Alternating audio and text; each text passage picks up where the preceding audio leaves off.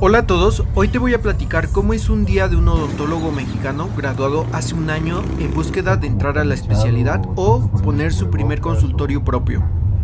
En la mañana fuimos a asistir al maxilofacial Eric Maruri.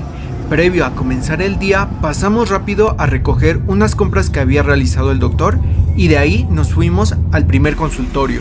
El asistir me ha permitido ver diferentes diseños de consultorios y hoy te voy a mostrar algunos aspectos que te recomiendo tener en cuenta si vas a construir tu primer consultorio, o vas por el segundo o vas a remodelar el que tienes. El primer aspecto puede definirte como un odontólogo limpio o un odontólogo que tiene descuidado su consultorio. Este aspecto es la iluminación, la cual es un comunicador silencioso. Se ha demostrado que una correcta iluminación con luz blanca en las áreas odontológicas o médicas permite al paciente evaluar de manera inconsciente la limpieza del lugar, por lo cual si tienes una correcta iluminación con luz fría, el paciente relacionará tu consultorio con limpieza y ello impactará indirectamente con la confianza paciente-odontólogo, por lo cual te invito a leer este artículo que habla de ello.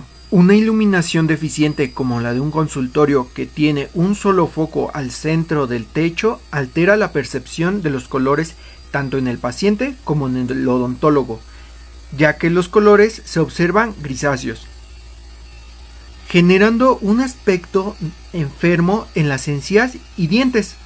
Ello repercute y afecta en el diagnóstico hacia nosotros y afecta la estética que observa el paciente. Antes de continuar, me presento, soy Sebastián Delgado, odontólogo recién egresado con un gusto por compartir el conocimiento. La segunda recomendación es la implementación de una área instagrameable, es decir, un área donde tus pacientes le llamen la atención tomarse una foto, una pic. En este caso, el consultorio de esta doctora tiene un fondo estético para subir sus historias mientras atiende a sus pacientes. Por cierto, él es el maxilofacial Eric Maruri, a quien le agradezco siempre un día más de trabajo y le agradezco siempre compartirme su conocimiento. Si necesitas un maxilofacial en Metepec, Toluca o el Estado de México, no dudes en ponerte en contacto con él. Esta tercera y cuarta recomendación te puede facilitar la vida, pero nunca te has dado cuenta. Ambas las descubrí en los consultorios que visitamos hoy. La primera es instalar este tipo de llave flexible, ya que lavas todo tu instrumental en una sola intención y lo colocas en la tarja para que fácilmente puedas enjuagarlos todos en una misma intención y no ir de poquitos en poquito. Este modelo de llave es tan eficiente como estas otras que son más caras. Y la joya de este video es la instalación casera de este enchufe, porque a ninguna unidad de fábrica le he visto implementarla. Es mucho más práctico conectar el motor quirúrgico o el ultrasonido en esta zona a conectarlo en la parte inferior del bracket, como comúnmente lo encontramos en las unidades. Así que mucho ojo aquí, Peimar. Este proyecto lo hago para que todos sigamos aprendiendo las técnicas y la teoría que se ocupa en la consulta del día a día.